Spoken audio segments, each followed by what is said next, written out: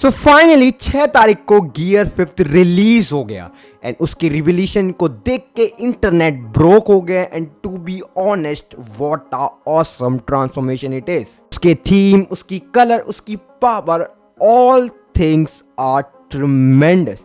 मैं गियर 5 को 10 out of 10 rating देता हूं, बट मुझे बहुत ज़्यादा बड़ी प्रॉब्लम है गियर 5 से। नहीं, मुझे प्रॉब्लम ना ही उसके कपड़ों से है, ना ही उसके कोई डिज़ाइन से या फिर कोई भी उसकी पावर से। मुझे सबसे बड़ी प्रॉब्लम है गियर 5 से उसकी ट्रांसफॉर्मेशन को लेके।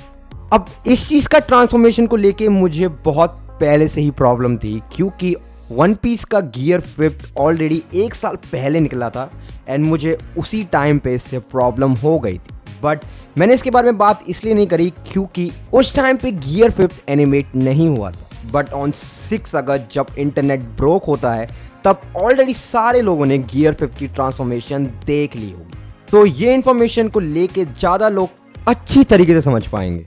गियर 5 की सबसे बड़ी प्रॉब्लम ही स्टार्ट होती है उसके फ्रूट के रिवोल्यूशन से। हमें ये मालूम पड़ता है कि लूफी का फ्रूट गोमू गोमू नो मिनी नहीं है, बल्कि हीतो नोमी है, model sun god Nika. But ये बहुत सारे रूल के अगेंस्ट है जो हमें ऑलरेडी वन पीस के बारे में बताए जा चुके हैं। कि अगर स्टोरी के अकॉर्डिंग चला जाए पुराने उससे, तो हमें ये मालूम पड़ता है कि गियर 5 की रिवोल्यूशन बिल्कुल भी करेक्ट नहीं है अकॉर्डिंग टू द स्टोरी। हम लोग को ये मालूम है कि गोरो से हीतो नोमी के पीछे बहुत सालों से पड़ा हुआ था एंड उसने इस फ्रूट को पाने के लिए बहुत सारे लोगों को, सीपी एजेंट्स को भेजा था ताकि वो उस फ्रूट को चुरा के ला पाए। But somehow Shanks was able to capture it and Gorosei को इतना बुरा लगता है कि वो एक CP9 के एजेंट को सिर्फ प्रिजन में भेज देते हैं क्योंकि वो हीतो को प्रोटेक्ट नहीं कर पाया। सो अकॉर्डिंग टू द गोरोसे, हीतो बहुत ही बड़ा थ्रेट है वर्ल्ड गवर्नमेंट के। सो जब वर्ल्ड गवर्नमेंट के पास ये मालूम पड़ता है कि हीतो एक बच्चे के पास लग चुका है, तो वे चाहते थे कि कभी भी उन लोगों को ये मालूम नहीं पड़े कि ये फ्रूट क्या है। सो उन्होंने इस फ्रूट का नाम चेंज कर दिया एंड नाम को चेंज किया Gomu Gomu no Mi. So back in seminar जब CP9 के कुछ एजेंट्स डेविल फ्रूट को खाते हैं, तब हमें मालूम पड़ता है कि जो भी इंसान किसी भी डेविल फ्रूट को खाता है, फर्क नहीं पड़ता वो पैरामीशिया हो, लोगिया हो या जोहान हो, कोई भी इंसान जब कोई डेविल फ्रूट खाता है तो उसको उसका नाम एंड उसकी एबिलिटी तुरंत खाने के बाद ही मालूम पड़ जाती है।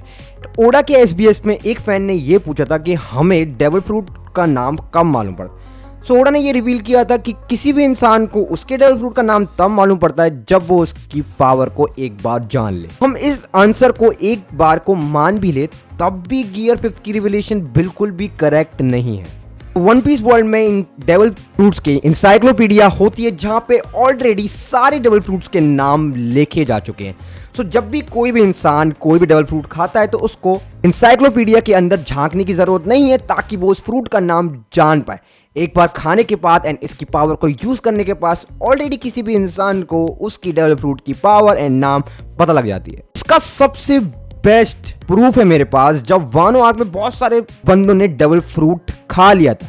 इनफैक्ट उनको अपने डेविल फ्रूट का नाम मालूम था, बट उनको ये नहीं मालूम था कि मेरे डेविल फ्रूट की पावर क्या है। इट मीन्स कि उनको ये ऑलरेडी मालूम है कि उनके डेविल फ्रूट का नाम क्या है, उनकी पावर क्या है, और उनने एक बार भी इंसाइक्लोपीडिया को हाथ भी नहीं लगाया अपने डेविल फ्रूट का नाम जानने के लिए। अगर हम इस चीज से चलते हैं, दैट मीन्स कि गियर 5 की रिवोल्यूशन बिल्कुल भी करेक्ट नहीं है according to the rules of the One Piece. इस हिसाब से ये लॉजिक एंड वन पीस के रूल्स को देखने के बाद दैट मीन्स कि लूफी को ऑलरेडी अपने फ्रूट्स का रियल नाम मालूम होना चाहिए था।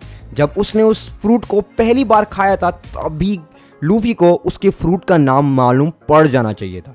अगर हम इस लॉजिक के हिसाब से चलें तो गोरोसे से बड़ा कोई भी बेवकूफ इंसान नहीं है उस पूरे वन पीस की दुनिया में।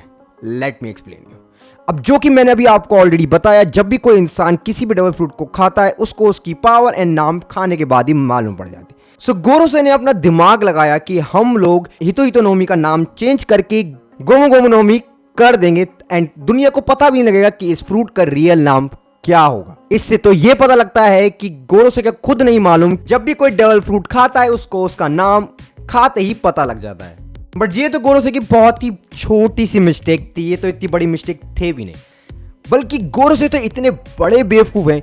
जब लूफी की पहली बाउंटी मालूम पड़ी थी 30 मिलियन बेरी, तब ऑलरेडी गोरोसेकी को ये मालूम पड़ गया था कि लूफी के पास ही है हीतो Nomi.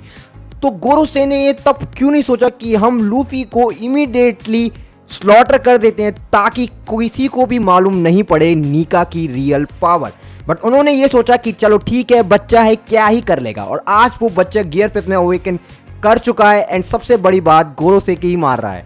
To be honest gear 5 बहुत ही ओपी है, उसके एनिमेशन, उसकी ड्रेस, उसकी डिजाइनिंग बहुत ही ओपी है। बट सबसे बड़ी प्रॉब्लम है उसकी रिवीलेशन लेके, जो कि करंट स्टोरी को बिल्कुल भी सही प्रूफ नहीं करती है कि जो रूल्स एंड रेगुलेशंस हमें ऑलरेडी बताए जा चुके हैं, गियर 5 उस रूल्स एंड रेगुलेशन पे बिल्कुल सही बैठता ही नहीं है। अब करंट लॉजिक के हिसाब से गियर 5 की रिवीलेशन बिल्कुल सही नहीं है एंड टू बी ऑनेस्ट ये एक बहुत ही बड़ा प्लॉट होल है वन पीस के अंदर कि मे बी ओडा बाद में आके चेंज कर भी देगा। बट मैं अभी आपको पहले ही बता दूं, it's all depend on the translation of the मांगा। मांगा के अंदर जो ट्रांसलेशन हमें दिखाई गई है, उस ट्रांसलेशन से यही मालूम पड़ रहा है कि ये लॉजिक बिल्कुल सही है एंड गियर 5 का रिवीलेशन बिल्कुल भी सही नहीं है। अब मैं ये जानना चाहता हूं कि आपकी राय क्या है, कि वाकई में आपको लगता है कि गियर 5 की रिवीलेशन के साथ एक बहुत ही बड़ा प्लॉट होल है, या फिर आपको लगता है कि नहीं मैं गलत हूं।